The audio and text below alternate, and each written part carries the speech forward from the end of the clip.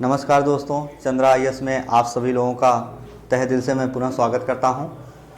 और आज हम देखते हैं जो हमारा वर्ण विचार का पार्ट छूटा हुआ था, यानी संयुक्त व्यंजन हो चुके थे, किसको किसको मिलाकर कौन सा वर्ण बनेगा संयुक्त व्यंजन का, और जो आगे वाला पार्ट था वर्ण विचार का ही आज हम पूरा कर देंगे और देखते हैं क्या पार्ट हमारा छूटा था। तो संयुक्त व्यंजन तो हो गया था, पर आज वाले वीडियो में जो पार्ट पड़ेगा वो क्या होने वाला, जरा ध्यान से सुनिएगा। अगर आ जाए तो जो हमारे संयुक्त व्यंजन होते हैं छ, त्र, ज्ञ और क्या दोस्तों, श्रय, ये हमारे क्या होते हैं संयुक्त व्यंजन।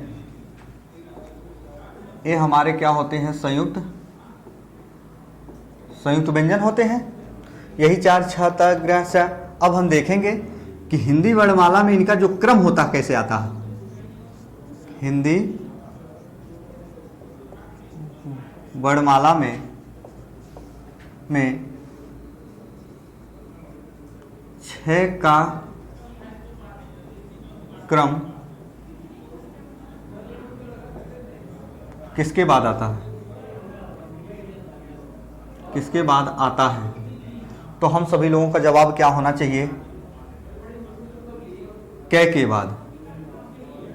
क्या, कै के बाद। हिंदी वर्णमाला में जो छह का क्रम आता है किसके बाद आता है, कै के बाद। पहला प्रश्न। दूसरा प्रश्न, अगर हम त्रय को लें तो हिंदी वर्णमाला में त्रय का क्रम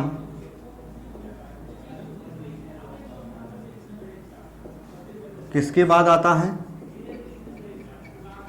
तो हम सभी लोग किस विकल्प का चयन करेंगे मित्रों, तय के बाद। किसके बाद, तय के बाद। याद रखिएगा। फिर तीसरा प्रकार का जो हमारा प्रश्न होगा मित्रों वो क्या होगा, ज्ञ। क्या, ज्ञ। या हम ऐसे ही लिख दें कि हिंदी वर्णमाला में जो ज्ञ का क्रम होता है, ज्ञ का क्रम किसके बाद आता है, किसके बाद आता है। तो हम लोग किस विकल्प का चयन करेंगे मित्रों, जय के बाद। किसके बाद, जय के बाद। पर अगर पूछे चौथा प्रकार का प्रश्न कि जो श्रेय होता है या हिंदी वर्णमाला में श्रेय का क्रम क्या, या हिंदी वर्णमाला में श्रेय का क्रम किसके बाद आता है। तो हम लोग किस विकल्प का चयन करेंगे मित्रों, क्योंकि श्रेय है तो किसके बाद आएगा, तालव्य सकार के बाद। याद रखना, आपके पुस्तक में सदैव एक ही चीज़ें देखने को मिलती हैं कि छः का क्रम कै के बाद आता, पर ये चीज़ें वास्तविकता दी नहीं होती हैं। एग्जाम में क्या एग्जामिनर पूछ ले किसी को नहीं पता, इसलिए हम सभी लोग विस्तार से कंसेप्ट को क्लियर कर लेंगे। यानी इन तीनों को, कै, तय, जय और तालव्य सकार, किनका क्रम किनके बाद आता है आप सभी लोगों को पता हो चुका होगा। अब हम चलते हैं आगे। देखिए मित्र, क्या आगे चलते हैं, आगे क्या चीज है देखिएगा जरा।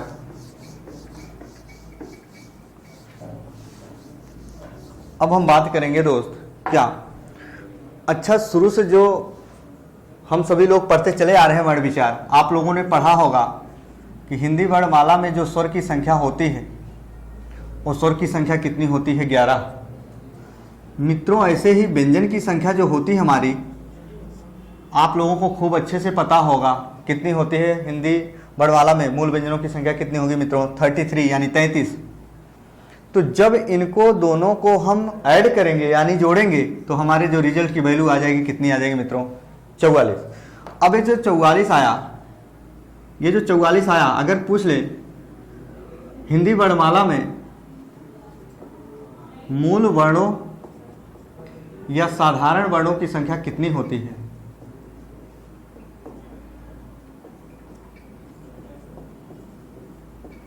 हिंदी वर्णमाला में मूल वर्णों या साधारण वर्णों की संख्या कितनी होती है? तो हम लोग किस विकल्प का चयन करेंगे दोस्तों? 44 का। यानी जो ये 44 है, ये हिंदी वर्णमाला में कहीं कहीं 44 मिल जाएंगे, कहीं कहीं 56 मिल जाएंगे, कहीं 52 वर्ण देखने को मिल जाते हैं, पर ये जो 44 है अगर पूछा जाए क्या है तो मूल वर्ण है, या उन्हीं का दूसरा नाम क्या होगा? साधारण वर्ण। तो ये कैसे आए? 11 स्वर और 33 व्यंजन। आगे देखते हैं, आगे देखते हैं दोस्त, हमारे अयोग वाहक कितने होते हैं? अयोग वाहक कितने होते हैं? 2। और ये कौन कौन से होते हैं? अंग और आहा मित्रों, मैं सबका जिक्र कर दिया हूँ पिछली वाली वीडियो में। अंग और आहा यानी अनुसार और विसर्ग किसके साथ सदैव लगते हैं? स्वर के साथ लगेंगे, व्यंजन के साथ इनका प्रयोग कदापि नहीं करें, ना तो किया जाता है। अयोग वाहक 2 होते हैं। हमारे ताड़नजात, हमारे जो ताड़नजात होते हैं, ताड़नजात या जिनको कहा जाता है उच्छिप्त, उत्क्षिप्त, या क्या कहा जाता है इन्हीं को? द्विगुणिक व्यंजन, द्विगुणिक व्यंजन। इनकी संख्या कितनी होती है? 2 होती है। पर जो 2 होते हैं यही होते हैं ताड़नजात 2, यही उच्छिप्त या द्विगुणिक, इन्हीं को ताड़नजात कहा जाता है मित्रों। जबकि आप सभी लोगों को पता भी होगा, मैं बहुत अच्छे से पिछली वाली वीडियो में क्लियर कर दिया कंसेप्ट ही, कि हिंदी वर्णमाला में 2 ही ऐसे वर्ण हैं जिनको हम आधा नहीं लिख सकते। क्यों? क्योंकि ये ताड़नजात देखो, यहाँ बिंदी का प्रयोग नीचे किया गया इसके, और जब गोल वर्ण होते हैं इनको आधा करने के लिए हम हल चिन्ह का प्रयोग करते हैं। इनके नीचे हल चिन्ह का प्रयोग करोगे तो एक ही वर्ण के ठीक सेम नीचे 2-2 चिन्ह कदापि प्रयोग नहीं किए जाते, आपको पता होगा। और यही होते हैं ताड़नजात 2। अब देखिएगा हमारे संयुक्त व्यंजन कितने होते हैं? संयुक्त व्यंजन कितने होते हैं दोस्तों? संयुक्त व्यंजन हमारे जो होते हैं आप लोगों को पता होगा कितने होते हैं? 4। यही जो मैंने अभी चंद पल का समय गया बताया, छ, त्र, ज्ञ और क्या? श्र, 4 हो गए। अच्छा, अब सभी हमारे मित्र ध्यान देंगे, 2 ये मैंने लिया, 2 ये लिया, 2 कितने हो गए? 4, और 4 ये मैंने लिया। टोटल अगर हम जमा का चिन्ह लगाएंगे यानी, तो रिजल्ट की वैल्यू कितनी आ गई दोस्तों? 8 आ गई। तो रिजल्ट की वैल्यू कितनी आ गई? 8 आ गई। अब सुनिएगा बहुत गौर से, पर अगर इसी 44 में, किस 44 में? जो मूल वर्ण या साधारण वर्णों की संख्या 44 में, यही 2 अयोग वाहक, 2 ताड़नजात और 4 संयुक्त व्यंजन। जब इसी 44 में मित्रों हम 8 जोड़ देंगे, यही 2 ये 4 ये 8 हो गए। तो अब देखो 8 4 12 के 2, हाथ लगा कितना? 1, और 4 1 कितने हो गए दोस्तों? 5 हो गए।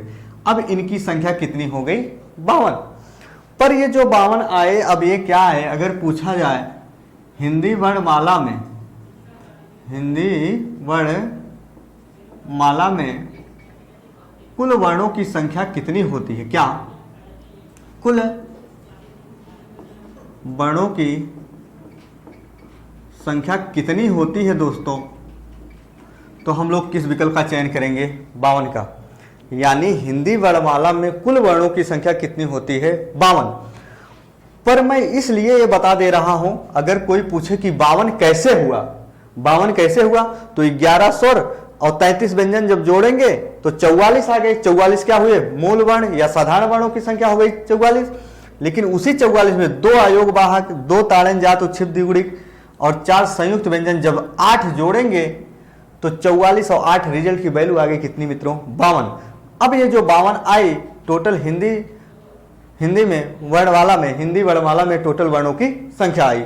अब देखते हैं हम आगे क्या होगा। आप सभी लोगों को पता होगा। अब देखना जरा,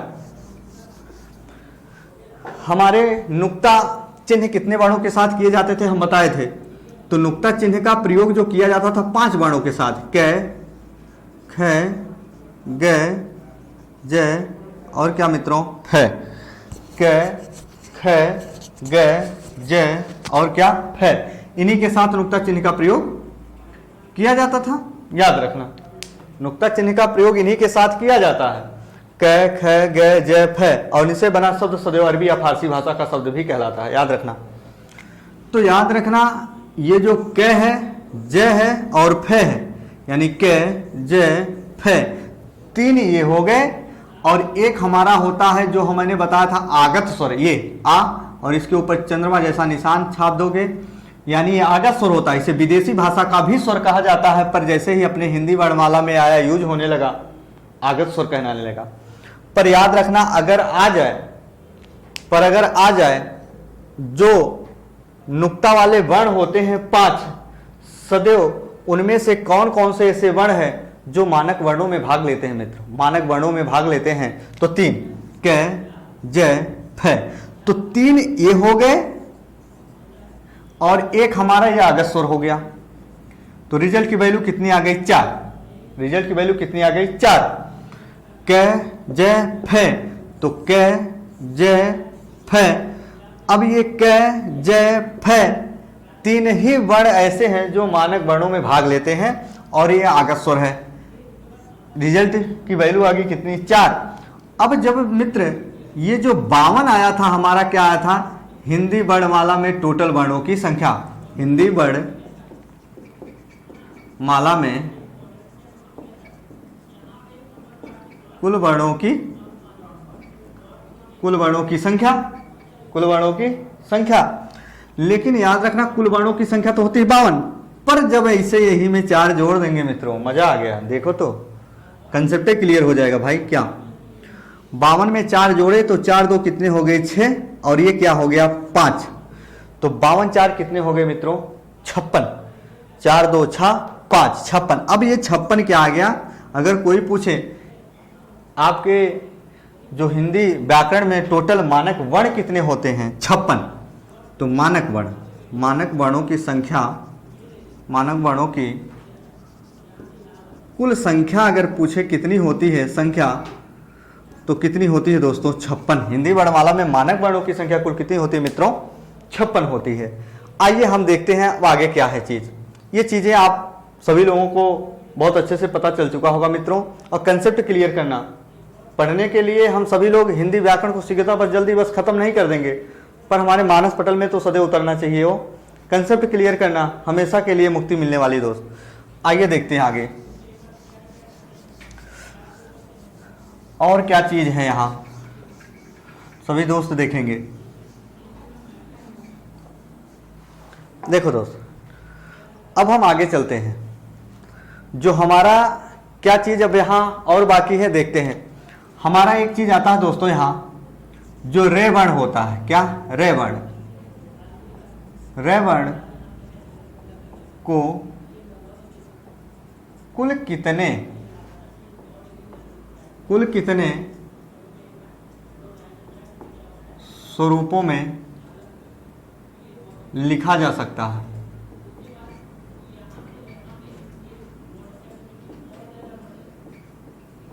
लिखा जा सकता है। रे वर्ण को कुल कितने स्वरूपों में लिखा जा सकता है या देखा जा सकता है? आप सभी लोगों को पता होगा। एक रे तो हम ऐसे लिखते हैं, तो जैसे हम लिख देते हैं रमा लिख देते हैं, राकेश लिख देते हैं, या हमारा कहने का आस ये है राका लिख देते हैं, तो रे का प्रयोग ऐसे लिख देते हैं। फिर जो दूसरा स्वरूप आता है आप सभी लोगों को पता होगा, हम बताए थे, जब कोई खड़ी पाई का वर्ण हो सदैव और उसके ऊपर से सूर्य रेखा गुजरी हो, और वहां भी रे का प्रयोग कर देते हैं, इसे दूसरा स्वरूप हो गया। जैसे हम लिखते हैं दोस्तों, देखो 1 लाख एग्जाम्पल हल हो जाएगा तुरंत। अग्र, अब एक खड़ी पाई का अग्र रहा, खड़ी पाई का ही वर्ण रहा अग्र। जैसे आ लिखे ग लिखे, इसे ग में खड़ी पाई होता है, यह रे मिल जाएगा। अब देखो जैसे हम आम लिखते हैं, आम तो हुआ हमारा तद्भव यानी हिंदी शब्द, पर ये खड़ी पाई का वर्ण है। देखो खड़ी पाई है ना, पर यहां भी अगर ऐसे रे का प्रयोग होगा आम्र हो जाएगा, तो आम्र ये हमारा तत्सम हो जाता है, पर रे ये भी होता है, पर रे ये भी होता है। और ऐसे हम देखो जैसे लिख देते हैं नक्र लिख देते हैं, क्या लिख देते हैं दोस्तों? नक्र लिख देते हैं, है ना। तमाम ऐसे प्रश्न आ जाते हैं, रे का प्रयोग होगा, रे का प्रयोग होगा। पर याद रखना खड़ी पाई का वर्ण में तो प्रयोग होगा, पर याद रखना गोल वर्ण भी होता है, जो गोल वर्ण, कोई भी जो होता है गोल वर्ण होता है, गोल वर्ण में भी हमारा कहने का आस ये है, रे का प्रयोग देखने को मिल जाता है। इधर लेफ्ट साइड में ही गोल वर्ण में रे का प्रयोग देखने को मिल जाता है। गोल वर्ण अभी हम आगे बताने वाले हैं दोस्तों, 9 होते हैं, कौन कौन से होते हैं आप समझ जाओगे, टेंशन लेने की जरूरत नहीं है। गोल वर्ण जैसे हम लिखते हैं डे, जैसे हम लिखते हैं डे, जैसे हम लिख देते हैं टे, ये गोल वर्ण है। गोल वर्ण होते हैं, अभी आगे हम बताने वाले हैं। देखो क्या, डे टे, तो याद रखना ऐसे ही हम डे में अगर रे इधर लगाएंगे, लेफ्ट साइड ये रे हुआ, इधर अगर ऐसे कर दिए तो हल चिन्ह हुआ। ऐसे ये टे को रे लगा दिया मैंने और इधर ऐसे कर दिया तो हलन चिन्ह हो गया। अब इसी डे में अगर हम मैं जोड़ दिए तो ड्रम हो गया, और इसी ट्रे में अगर हम के जोड़ दिए तो बनने वाला शब्द क्या होगा मित्रों, टक हो गया। तो याद रखना ये भी रे का प्रयोग हुआ। पर ये जो ड्रम है, ये जो टक है, तो यहां देखो जो लेफ्ट साइड ऐसे पाई खींची गई है, लेफ्ट साइड ये हमारी क्या है, रे है। और ये जो डे है, इसमें जो राइट साइड ऐसे पाई खींची गई है, ये हल चिन्ह है। याद रखना क्या है मित्रों, हल चिन्ह है। ये क्या है, हल चिन्ह है, हल चिन्ह है। और ये जो है क्या है, रे है, इधर वाला पूरा रे है, इधर वाला पूरा रे है। पर एक चीज यहां कंसेप्ट और क्लियर कर लेना, खड़ी पाई के नीचे, या हम कह सकते हैं क्या, जब कोई खड़ी पाई का वर्ण हो उसके ऊपर से शिरोरेखा गुजरी हो, जब कोई खड़ी पाई का वर्ण हो उसके ऊपर से शिरोरेखा गुजरी हो, खड़ी पाई का वर्ण हो उसके ऊपर से शिरोरेखा गुजरी हो, या गोल वर्ण हो उसके ऊपर से शिरोरेखा गुजरी हो, तो सदैव शिरोरेखा के नीचे, चाहे वो खड़ी पाई का वर्ण हो चाहे गोल वर्ण हो, जो ये रे हो रहा है, ये जो ये रे है, ये जो रे है, ये जो रे है, ये जो रे है, ये हमेशा क्या होंगे मित्रों, याद रखना, स्वर सहित होते हैं। स्वर सहित का मतलब ये हुआ कि ये रा पूरा ऐसे ही होता है, पर हम गलती से उसको आधा रा मान बैठते हैं, पर वो आधा रा नहीं होता है, ये पूरा रा होता है। जब किसी खड़ी पाई में ये रे का प्रयोग किया गया, गोल वर्ण में ये रे का प्रयोग किया गया, लेकिन कंसेप्ट कैसे क्लियर होंगे, तो याद रखना जिनके ऊपर से शिरोरेखा गुजर गई और उनके नीचे चाहे खड़ी पाई का वर्ण हो चाहे गोल वर्ण हो, सदैव वो क्या होगा, स्वर सहित होगा। अब देखो चौथा प्रकार जो होता है, कभी काल हमें शिरोरेखा के ऊपर वाला रा भी देखने को मिलता है। इसे देखो, जिसको हम उड़ंतु रा, चुरकिया हुआ रा बचपन में कहते थे, पर चुरकिया हुआ रा नहीं होता मित्रों, याद रखना ये रे प्रकार वर्ण होता है। क्या, अब इसके रूप में जैसे हम लिख देते, जैसे हम लिख देते हैं दोस्तों स्वर्ग, जैसे हम लिख देते हैं नरक, जैसे हम लिख देते हैं स्वर्ण, क्या, जैसे हम लिख देते हैं क्या, स्वर्ण। अब ये जो रे होगा ये क्या होगा, तो याद रखना ये स्वर रहित होगा, यानी आधा होगा। तो कंसेप्ट कैसे क्लियर होगा कि शिरोरेखा के ऊपर जो रे का प्रयोग ऐसे उड़ा कर लगाया जाता है, ये हमेशा क्या होगा, आधा होगा, और शिरोरेखा के नीचे कहीं होगा तो क्या होगा, पूरा रा होता है।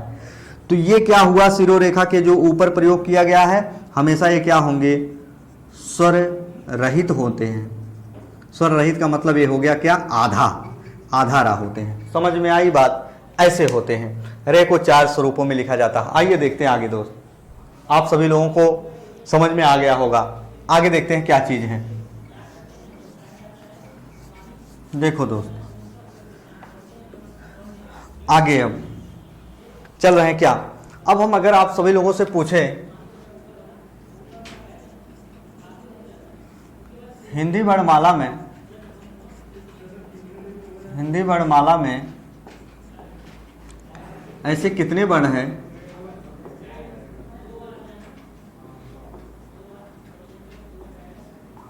वर्ण हैं, हिंदी वर्णमाला में ऐसे कितने वर्ण हैं जो खड़ी पाई के पहले ही पूरा हो जाते हैं, पहले ही पूरा हो जाते हैं। तो ऐसे कितने वर्ण हैं, याद रखना मित्रों, 22 है। हिंदी वर्णमाला में ऐसे कितने वर्ण हैं जो खड़ी पाई के पहले ही पूरा हो जाते हैं? 22 हैं। और 22 का मतलब ये हुआ, देखिए हम बता दे रहे हैं, अभी आप लोग समझ जाओगे। खड़ी पाई का मतलब जैसे मैंने खड़ी पाई पार दिया, अब इसके पहले ऐसे ही मैंने खे बना दिया तो खड़ी पाई को देखो पहले ही पूरा हो गए। ऐसे ही खड़ी पाई मैंने पार दिया और ऐसे ले बना दिया, खड़ी पाई के पहले ही पूरा हो जा रहे हैं। और ऐसे ही देखो हम पाई पार दिए, ऐसे इधर ऐसे कर दिए, ये चा हो गया। ऐसे ही खड़ी पाई पार दिए, देखो ऐसे हम बना दिए तो ऐसे घा हो गया। ऐसे ही खड़ी पाई पार दिए, कुछ भी जितने भी शब्द चाहोगे उतने बना सकते हो। ख कर दिया, ले कर दिया, च कर दिया, घ कर दिया, ऐसे खड़ी पाई पार देंगे, ऐसे कर दिए, ये क्या हो गया? जय हो गया। तो ऐसे कुल हमारे हिंदी वर्णमाला में कितने वर्ण होते हैं? 22। याद रखना क्या होते हैं? 22। पहला प्रकार का प्रश्न हो गया। दूसरा प्रकार का प्रश्न, हिंदी वर्णमाला में ऐसे कितने वर्ण हैं जो खड़ी पाई को लांघ कर पूरा होते हैं? लांघ कर पूरा होते हैं तो ऐसे कितने हैं दोस्तों? 2। जैसे हम बता रहे हैं, खड़ी पाई लांघ कर मतलब खड़ी पाई पारा, और लांघ कर मतलब इधर देखो कूद कर पूरा कर रहे हैं का। देखो फिर से बता रहे हैं, देखो खड़ी पाई मैंने पारा, फिर ऐसे किया तो ये खड़ी पाई है, लांघ कर पूरा हो रहे हैं। फिर ऐसे देख दिए, देखो फा, तो खड़ी पाई को ये लांघ कर जा रहे हैं। तो फै मैंने लिखा, तो फै देखो इसे खड़ी पाई को लांघ कर जाएगा तब पूरा होगा। तो द्वितीय वर्ण है क और फै। अब देखो हिंदी वर्णमाला में गोल वर्ण कितने हैं? हिंदी वर्णमाला में कुल गोल वर्ण कितने होते हैं? कुल गोल वर्ण कितने होते हैं? तो हम लोग किस विकल्प का चयन करेंगे मित्र? 9। कुल कितने होते हैं? 9। हम 9 का जिक्र कर रहे हैं। पहले अब इधर देख लेते हैं थोड़ा 1 मिनट के लिए। हमारे ऐसे कितने वर्ण हैं जो खड़ी पाई के पहले पूरा हो जाते हैं? 22। और ये कितने हैं जो बाद में पूरा होते हैं खड़ी पाई को लांघ कर? 2। और इनको यानी गोल वर्ण कितने होते हैं? 9। जब इनको टोटल हम जोड़ेंगे 22, 2 और 9 तो रिजल्ट की वैल्यू कितनी आ जाएगी? 9, 2 11, 2 13 के 3, हाथ लगे 1, 2 1 कितने हो गए? 3। देखा क्या आप लोगों को, जैसा कि मालूम चल चुका होगा कि टोटल ये व्यंजन के रूप में आ गए। इन सभी को जोड़ दोगे तो हमारे मूल व्यंजनों की संख्या आ जाती है मित्र 33। अगर ज़्यादा हो जाएंगे तो फिर दिक्कत हो जाएगी, याद रखना। अब गोल वर्ण कौन कौन से होते हैं? हिंदी वर्णमाला में हमारे कुल गोल वर्ण कितने होते हैं? 9। कौन कौन से होते हैं? याद रखना। हम उच्चारण स्थान बनाए होंगे, उच्चारण स्थान या नाम मूर्धा, जिसको मूर्धन्य कहते हैं, उच्चारण स्थान मूर्धा पर नाम मूर्धन्य, तो उसमें कुछ वर्ण होते हैं। देखो टे, ठ, ड, ढ, अंगा, ऐसे क्या अंगा, फिर द, फिर छ, फिर है, फिर क्या मित्रों? रे। कितने हो गए? देखो 2, 2 4, 2 6, 2 8 और ये कितने हो गए दोस्तों? 9। गोल वर्ण यही होते हैं। गोल वर्ण का मतलब ये हुआ, पुस्तक में ऐसा दिया नहीं है कि गोल कैसे है, पर एक मैं ट्रिक बता रहा हूँ। देखो यहाँ जैसे गोल वर्ण का मतलब देखो, इसे यहाँ हम पेन घुमा रहे थे, यहाँ गोल हो रहा है, ऐसे पेन घुमा रहे हैं तो देखो गोल की आकृति की बन रही है। ये गोल वर्ण इसलिए कहे जाते हैं, उसका मैं कंसेप्ट भी बता रहा हूँ। ये गोल वर्ण है। यहाँ देखो द को भी ऐसे घुमाया जा रहा है गोल वर्ण, छ को भी ऐसे घुमाया जा रहा है को भी ऐसे घुमाया जा रहा है, रे को भी ऐसे घुमाया जा रहा है दोस्तों, गोल वर्ण है। गोल वर्ण का मतलब ये हुआ, अगर इनको आधा करना चाहते हो तो इनको आधा करने के लिए हम हल चिन्ह का प्रयोग कर सकते हैं। क्या? हल चिन्ह का प्रयोग कर सकते हैं। क्या? हल चिन्ह का प्रयोग कर सकते हैं। याद रखना, हम लिख दे रहे हैं क्या? गोल वर्णों को आधा लिखने के लिए हम हल चिन्ह का प्रयोग कर सकते हैं। प्रयोग, देखो गोल वर्णों को आधा लिखने के लिए हम क्या प्रयोग कर सकते हैं? हल चिन्ह का प्रयोग कर सकते हैं। क्या? हल चिन्ह का प्रयोग कर सकते हैं। हल चिन्ह का मतलब ये हुआ, अब कोई कह दे भैया टा आधा लिखो, तो टा आधा लिखने का मतलब ये नहीं कि टा इसे लिखोगे आधा, ऐसे कर दिए, नहीं। अब जैसे का लिखना हुआ, तो का लिखना हुआ तो का को ऐसे आधा कर दोगे तो मिटा दोगे तो आधा का हो जाएगा। ख को ऐसे लिखे हो, खड़ी पाई है, ऐसे यही मिटा दोगे तो ख आधा हो गया। या ख लिखे हो तो अगर स्वर रहित करोगे तो ऐसे हल चिन्ह का प्रयोग कर दोगे, कै को हल चिन्ह का प्रयोग कर दोगे तो आधा हो गया। पर याद रखना, जो गोल वर्ण है इनको आधा रखने के लिए हल चिन्ह का ही प्रयोग कर सकते हो, इनको नहीं तो आधा नहीं लिख सकते हो। गोल वर्ण को आधा रखने के लिए यानी आधा लिखने के लिए हल चिन्ह का प्रयोग कर सकते हो और कोई उपाय नहीं है। और याद रखना, मैं लास्ट में ये भी बता दिया था कि हमारे जो हिंदी वर्णमाला में गोल वर्ण है 9, पर ऐसे कितने वर्ण हैं? 2, जिनको आधा नहीं लिख सकते हो। तो मैंने बता दिया था, जो ताड़नजात या उच्छिप्त या द्विगुणिक नाम होता है, इनको सदैव आधा नहीं लिख सकते हो। और आधा इसलिए नहीं लिख सकते हो, याद रखना, क्योंकि यहाँ देखो उच्छिप्त, द्विगुणिक या ताड़नजात का चिन्ह है, एक ही वर्ण के नीचे 2-2 चिन्ह नहीं लगा सकते हो, और लगा दोगे तो तुरंत हो जाएगा गलत। अब याद रखना, अब यही अगर बिंदी भी ताड़नजात हटा दोगे तो स्पर्श या वर्गीय व्यंजन बन जाएंगे तुरंत, याद रखना दिमाग में इतना सदैव। और हमें भी बता दिए थे, उच्छिप्त, ताड़नजात या द्विगुणिक जो वर्ण होते हैं उनका प्रयोग शब्द के आरंभ में नहीं कर सकते हो। तो आइए देखते हैं और कैसे है, चीजें क्या हैं यहां।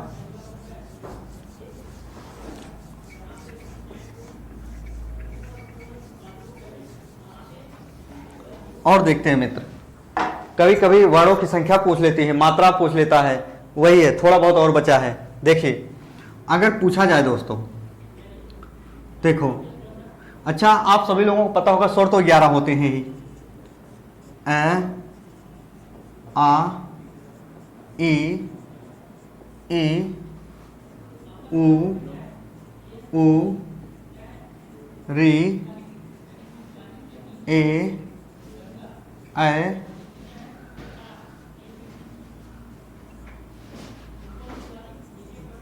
ओ और क्या? आओ। मात्रा याद रखना, ये जो हमारा ए है ये उदासीन होता, उदासीन का सिंबल ऐसे हाइफन की तरह होता है, उदासीन स्वर है, याद रखना उदासीन स्वर है। इसी को केंद्रीय स्वर या मध्य का स्वर कहा जाता है, केंद्रीय स्वर होता है, या इसी को मध्य स्वर भी कहा जाता है, आप लोगों को पता होगा। और इसकी कोई मात्रा नहीं होती मित्र, एक ही कोई मात्रा नहीं होती, याद रखना। और इसकी जो मात्रा लगेगी दीर्घा की ऐसे खड़ी पाई जैसा लगती है, जो लघु ई की मात्रा लगती है वो कैसे लगेगी मित्रों? ऐसे लगेगी। जो दीर्घ ई की मात्रा लगती है ऐसे लगती है, जो उ की मात्रा लगती है ऐसे लगती है, दीर्घ उ की मात्रा ऐसे लगती है, री की मात्रा ऐसे लगती है, ए की मात्रा ऐसे लगती है, ऐ की मात्रा ऐसे लगती है, ओ की मात्रा ऐसे लगती है, और औ की मात्रा कैसे लगती है मित्रों? ऐसे लगती है। तो जब ए की मात्रा नहीं होगी तो हमारे टोटल स्वर थे तो 11, लेकिन मात्रा कितनी हो जाएगी? 1, 2, 3, 4, 5, 6, 7, 8, 9 और कितने? 10। तो मात्रा की संख्या हमारे हिंदी वर्णमाला में कितनी होती मित्रों? 10। और स्वर कितने होते हैं? 11। ये चीजें कन्फर्म हो गई। आइए देखते हैं, कभी कभी हमें वर्ण गिनने को दे देता है, इसी से संबंधित यहां जान लेते हैं हम। मात्रा तो गिन ले जाओगे, मात्रा तो गिन ले जाओगे, इस पर हम जब हम काव्य शास्त्र पर बात करेंगे या छंद पर बात करेंगे तो हाँ मात्रा हम सदैव बताएंगे। आप लोग तो इतना सिंपल से बात समझते होंगे। आइए देखते हैं, कभी कभी हमें वर्ण दे देता है गिनने को, जैसे मैंने दे दिया तालाब।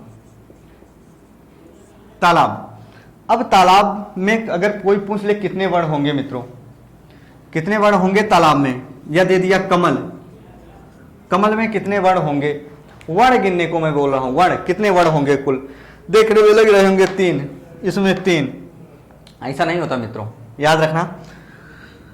तो ये जो मैंने लिखा तालाब या कमल लिखा, तो जब इनको एक एक भाग में तोड़ोगे, तालाब को तोड़ो, जैसे तालाब को अगर हम तोड़ दें एकदम खूब अच्छी तरीके से, तो जब तय को स्वर रहित करेंगे तो दीर्घ हमारा बाहर निकल गया, तो जब ऐसे ले को स्वर रहित करेंगे तो आ स्वर हमारा बाहर निकल गया, और जब हम ऐसे बे को स्वर रहित करेंगे तो हमारा ए स्वर क्या निकल गया, बाहर। फिर कमल को ले लेते हैं, के को स्वर रहित किए, आ स्वर बाहर निकल गया। फिर मैं को स्वर रहित किए, आ स्वर बाहर निकल गया। फिर हम क्या किए, ले को स्वर रहित किए, आ स्वर बाहर निकल गया। याद रखना मित्र, याद रखना, 1 लाख एग्जाम्पल हल होंगे तब है। अब इसमें वर्ण कितने होंगे, कुछ हमारे मित्र सोच रहे होंगे, मजा आ गया, 1 2 3 4 5 6, यानी तालाब में 6 वर्ण मिलेगा। और कमल में देख लेते हैं 1 2 3 4 5 6, कमल में भी 6 वर्ण मिलेगा। लेकिन मित्रों तुरंत एग्जाम में हो जाएगा तड़धे गलत। याद रखना 6 नहीं होगा, दोनों में कितने होंगे, 5। कितने होंगे, 5 वर्ण होंगे दोनों में। क्यों, नियम बेकायदे कह रहा हूं, ध्यान से सुनिएगा, कन्फर्म हो जाएगा। याद रखना जब किसी शब्द के लास्ट में, जब किसी शब्द के लास्ट में कोई वर्ण हो, जब किसी शब्द के लास्ट में कोई वर्ण हो, यदि उस वर्ण में सदैव ए स्वर हो, ए स्वर का मतलब यही लघु आ, दीर्घ आ मत कह देना, तुरंत गलत कर दोगे। जब किसी शब्द के लास्ट में किसी वर्ण में, जब किसी शब्द के लास्ट के किसी वर्ण में ए स्वर हो तो सदैव हम ए स्वर को काउंट नहीं करते हैं, यानी गिनते नहीं हैं, सिर्फ ए स्वर को। अब सुनना, यदि किसी शब्द में लास्ट वाले वर्ण में ए स्वर के अलावा 11 स्वरों में से कोई भी आ जाए, यदि किसी शब्द में लास्ट वाले वर्ण में 11 स्वरों में से ए को छोड़कर कोई भी स्वर आ जाए सदैव, तब उस समय हम सभी वर्णों का काउंट करेंगे मित्र, याद रखना। जैसे हम एक एग्जांपल दे रहे हैं, देखिएगा क्या, तो यहां वर्णों की संख्या कितनी हुई, 5। अब जैसे हमारा कहने का मतलब चाहे ई दे दे, दीर्घ दे दे, ऊ दे दे, दीर्घ ऊ दे दे, है ना, तो सभी को हम काउंट कर लेंगे। जैसे हम दे दें कमली, जैसे हमने दे दिया कमली, देखो कमली, अब कमली में कितने वर्ण होंगे, के को स्वर रहित किया, आ स्वर बाहर निकल गया, मैं को स्वर रहित किया, आ स्वर बाहर निकल गया। जैसे ही ले को स्वर रहित किया दोस्तों, ई स्वर हमारा क्या निकल गया दोस्तों, बाहर निकल गया। अब यहाँ तो ए स्वर नहीं है ना, तो इसको काउंट में लेंगे, 2 2 4 2 6, यहाँ कितने वर्ण होंगे दोस्तों, 6। फिर से नियम बता रहे हैं, जब किसी शब्द में लास्ट वाले वर्ण में ए स्वर हो तो उस समय ए स्वर को हम काउंट में नहीं लेंगे, ए स्वर के अलावा कोई भी स्वर आ जाए सदैव हम काउंट में ले लेंगे, यानी गिने लेंगे। जैसे यहाँ कमली दे दिया, जैसे हम दे देते हैं दोस्तों शेरनी, शेरनी। अब देखो से हुआ, स्वर रहित किए, ए स्वर बाहर निकला। जैसे ही रे को हम स्वर रहित किए, ए स्वर बाहर निकला, और जैसे ही हम ने को स्वर रहित किए, दीर्घी बाहर निकल गई। अब यहाँ कुल वर्णों की संख्या कितनी होगी, 2 2 4, और कितने हो गए दोस्तों, 6। इस प्रकार वर्णों की संख्या कितनी हो गई मित्रों, 6। तो हमारा कहने का आस ये है मित्र, जैसे भी पढ़िएगा हर एक कंटेंट बहुत मजबूत करके पढ़िएगा, और कंसेप्ट जब तक क्लियर नहीं होंगे मित्र, हम लोग कितना भी रट लें, कितने भी घंटे बैठ कर पढ़ाई कर लें, उससे कुछ मतलब नहीं निकलने वाला मित्र। याद रखना, कई बार होता क्या है, हम सोचते हैं कि मेरा मित्र 2 ही घंटे 4 ही घंटे पढ़ता है, पर मुझसे ज़्यादा अंक लाता है, और हम उससे ज़्यादा कहीं मेहनत करते हैं, हमारे मित्र से सदैव मेरा अंक कम आता है। क्यों? कारण यही दोस्त, कंसेप्ट सीखिएगा, अच्छे से पढ़िएगा, नंबर ऑटोमेटिक ज़्यादा आएंगे। याद रखिएगा, कम मेहनत में कंसेप्ट अगर क्लियर हो जाएगा, नंबर अधिक आएंगे। कम पढ़ना, थोड़ा पढ़ना, हमारा कहने का मतलब बहुत अच्छे से पढ़ेंगे, सिलेक्शन अवश्य होगा। तो ये हमारा जो वर्ण विचार का पार्ट था दोस्त, ये खत्म हो चुका। अब इसके जो नेक्स्ट वाला पार्ट पढ़ने वाले हैं आप लोगों के सामने, वो हम स्टार्ट करेंगे क्या दोस्तों, शब्द विचार। वैसे तो पढ़ने चाहिए थे संधि, पर इसी से कोरिलेट हम कराएंगे क्या, शब्द विचार। आप लोगों को बहुत आसानी से समझ में आ जाएगा मित्र, और तब तक लोग आप ये वीडियो को एंजॉय पूर्वक पढ़िए और कंसेप्ट क्लियर करिए। और इसी के साथ मैं दोस्त आप लोगों से अलविदा लेना चाहता हूं दोस्तों। ठीक है, ओके, धन्यवाद मित्र।